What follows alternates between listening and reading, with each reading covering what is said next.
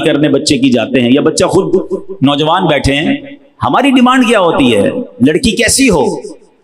3-4 شرطیں، خوبصورت ہو، ذرا اچھا سا جہیز لے کر آئے، خاندان اچھا ہو، بس تعلیم یافتہ ہو تو اور اچھا ہے، 3-4 چیزیں۔ اچھا لڑکا کیسا ہونا چاہیے؟ اگر لڑکی والے مجھے سن رہے ہیں، بزرگ اپنے بچی کے لیے رشتہ ڈھونڈتے ہیں تو کیا دیکھتے ہیں؟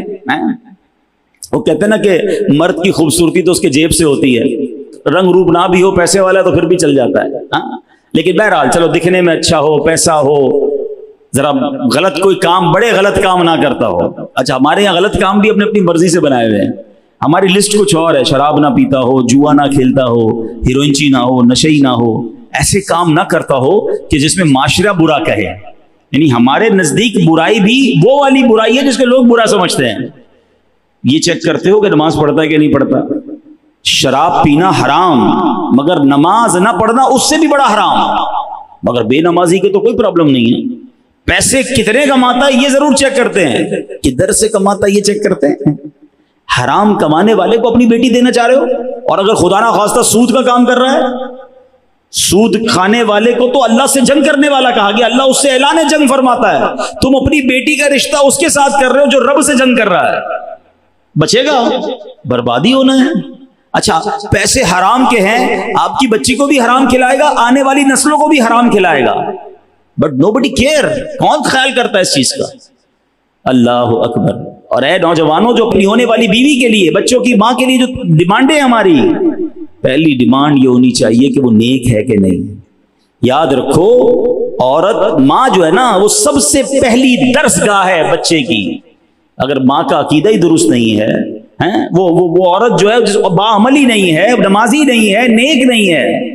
آپ کو پتہ ہے غوث پاک جب پہلے دن مدرسے میں گئے، قاری صاحب نے کہا پڑھو بسم اللہ الرحمن الرحیم، غوث اعظم نے 18 پارے زبانی سنا دیے۔ پہلے تو قاری صاحب حیران ہو گئے، پھر کہا اور 19واں بھی پڑھو، کا اتنا ہی یاد ہے؟ کدھر سے یاد کر کے آئے؟ پہلے دن مدرسے میں آئے ہو؟ کہتے بات یہ میری ماں حافظہ 18 پاروں کی تھی، میں ماں کے پیٹ میں تھا، ماں قرآن پڑھتی تھی، میں نے ماں کے پیٹ میں 18 پارے یاد کر لیے۔ ٹھیک ہے یہ ان کی کرامت ہے، یہ بات یاد رکھیے گا، اگر ماں نیک ہے تو بچے پر اس کا اثر آئے گا۔ آپ کو پتہ ہے خاتون جنت بی بی فاطمہ امام حسن اور امام حسین کو جب دودھ پلاتی تھی اور جھولا دیتی تھی تو کیا کرتی تھی؟ تلاوت قرآن کرتی تھی۔ اب بتاؤ نا کیسی اولاد ملی؟ تو سب سے پہلا جو مدنی پھول ہے نا اس پورے واقعے سے کہ رشتہ کرتے وقت دیکھنا کیا۔ غوث پاک کے جو نانا جان تھے انہوں نے بچے سے لڑکے اس بندے سے یہ نہیں پوچھا پیسے کتنے ہیں، کماتے کتنا ہو، یہ دیکھا خوف خدا بس میری بیٹی۔ اب یہ رب کو راضی کر رہا ہے نا، یہ فارمولا اگر آج سمجھ آ جائے نا، یقین کریں ہے بڑی گہری لائن، آج اس لائن کو یاد کر لو۔ اپنی بچی کے لیے رشتہ ڈھونڈنا ہو یا اپنے بیٹے کے لیے رشتہ ڈھونڈنا ہو، یا خود لڑکا سوچ رہا ہے کہ میں نے کہاں شادی کرنی ہے، یا میری بہن اگر کوئی سوچ رہی ہے، شادی اس سے کرنا جو اللہ کو راضی کرنے والی زندگی گزار رہا ہو۔ جو رب کو راضی کرے گا اللہ اس کو بھی راضی کر دے گا۔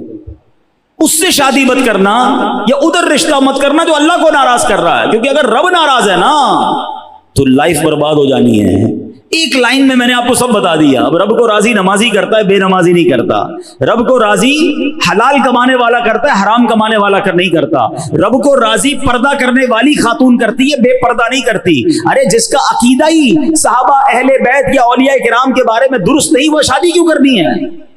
ہمیں سب سے پہلے یہ دیکھنا ہے اس کا ایمان کیا ہے، اس کا عقیدہ کیا، اس کے اعمال کیا۔ پیسہ تو آنی جانی شے ہے، آپ نے نہیں دیکھا کئی واقعات ایسے ہوتے، مالدار گھر میں بچی دیتے، تھوڑے دنوں بعد وہ کنگال ہو جاتا ہے، ہوتا ہے، کاروبار تباہ ہو گیا۔ لیکن اگر بندہ دیندار ہوتا ہے، بندہ اللہ کو پسند کرنے والا ہوتا ہے، اللہ کی رضا والے کام کرنے والا ہوتا ہے، اللہ پھر اسے کھڑا کر دیتا ہے، پھر اس کے اچھے دن آ جاتے ہیں۔ لیکن اگر کام ہی غلط کر رہا ہے، حرام کام کر رہا ہے، تو پھر بچنا مشکل ہو جاتا ہے۔ تو اے میرے پیارے اسلامی بھائیوں، غوث پاک کے والدین کے اس واقعے سے یہ ہم سب کو درس مل رہا ہے۔ یہ زندگی کا بہت بڑا فیصلہ ہوتا ہے۔ اچھا ہم نے دیکھا ماں باپ نے اپنی بچی کو تربیت دی، پردہ کروایا، اس کے عقیدے درست کروائے، بڑی اچھی تربیت کی، اور اس جگہ پر اس کا رشتہ کر دیا کہ شادی کے بعد اس کو کہا برقع اتار دو، اب پردہ نہیں کر سکتی ہو، اب یہ جناب غوث پاک کا نام مت لینا، اب اللہ والوں کی بات مت کرنا۔ اب ماں باپ آتے ہیں روتے ہوئے، یار بڑا گڑبڑ ہو گئی، بچی ایسے گھر میں دے دی، پہلے نہیں سوچا آپ نے، پہلے نہیں دیکھا آپ نے؟ تو پلیز یہ سب سے بڑا فیصلہ ہوتا ہے زندگی کا. یہ نوجوانوں کو بھی کہہ رہا ہوں, آپ خود کہا کریں اپنے ماں باپ کو کہ میں نے میری شادی وہاں کرنا کہ جو عورت, جو لڑکی وہ نیک ہو, نمازی ہو, باپردہ ہو اور اس کے عقیدے درست ہو, کیونکہ کل اس کی آپ کی ہونے والی اولاد کی اسے ماں بننا ہے.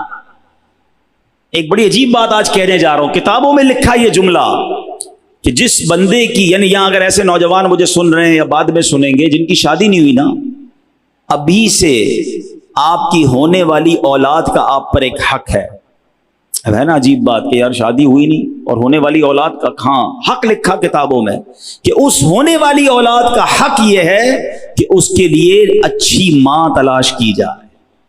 یہ بہت ضروری ہے.